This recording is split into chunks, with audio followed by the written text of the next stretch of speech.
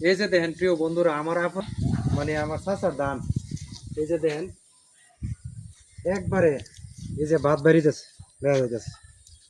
এই যে শুধু ধান, কিন্তু শুধু ইলি না, ধান কিন্তু প্রচুর ধান, প্রচুর ধান ফুল বাংলাদেশ। প্রচুর ধান। এই যে আপনি একটু আইন উপায়, হ্যাঁ উপায় একটু কথা বলি। এই যে এই যে দেখেন, এই যে দেখেন কত বড় বড় গেরা আছে, আই হাই হাই কত বড় বড় গেরা আছে। দেখেন এই ধানগুলা কিন্তু আহ আফসোস লাগতেছে, কিছু কিছু বিষয়ে খুব আফসোস লাগে। এই যে দেখেন মসজিদের পিঠের মধ্যে ধানগুলা ওই তো টাল দিয়ে রাখছিল, আজকে 3 দিন যাওয়ার পরে আর এই দিকটা আরো বেশি, এই দিকটা কি আরো বেশি।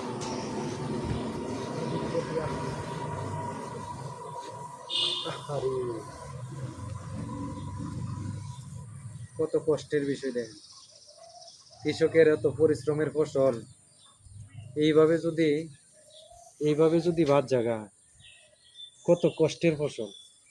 প্রত্যেকটি ধান এইভাবে ঘেরা এসে পড়ছে, একদম বড় বড় ঘেরা। এই যে এই যে দেখেন ইলি দেখায়, এই যে এটি মনে হয় সিদ্ধ করছিল, আহ এটি সিদ্ধ করছিল। একটু কাছে আনো, কাছে আনো, কাছে আনো। এই যে একবারে ভাত হয়ে গেছে, একবারে ভাত হয়ে গেছে। কি হইল এটি? যাক, সবকিছু আল্লাহ তালার ইচ্ছা, সবকিছু আল্লাহ তালার ইচ্ছা। মসজিদ সামনে, আসলে আমার কাকা অনেক কষ্ট করে এই ফসলটা করছে। আজকে দেখা যাচ্ছে কি, মানে এই বৃষ্টির কারণে কিন্তু রোজগারের মধ্যে মানে কাটা। তো সব কিছুর মালিক কিন্তু আল্লাহ। আল্লাহ হয়তো এটা দিয়ে মন পরীক্ষা করতেছে, এর চেয়ে ভালো কিছু হইতে পারে, এর চেয়ে ভালো কিছু হইতে পারে, বা এর চেয়ে ভালো কিছু পাইতে পারে। তো মন নষ্ট করার কোনো কিছু না। তো আমার কাছে দেখে হয়তো সামনাসামনি দেখে আফসোস লাগতেছে যে এতগুলা ধান এখানে না হইলে 30 মণ ধান হবে। এই 3টা জায়গাতে 30 মণ ধান হবে। 30 মণ ধান কিন্তু, 30 মণ ধান কিন্তু পুরো ধান দিয়ে একবারে ভাত, একবারে ভাত। এগুলা কাজে লাগবে কিনা জানি না, আগে এগুলা কাজে লাগবে কিনা জানি না।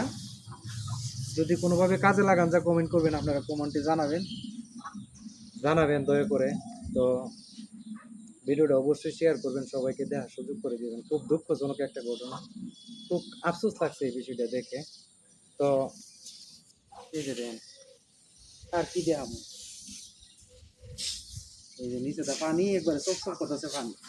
এই যে দেখো পানি, এই যে পানি, সব দামের মধ্যে পানি।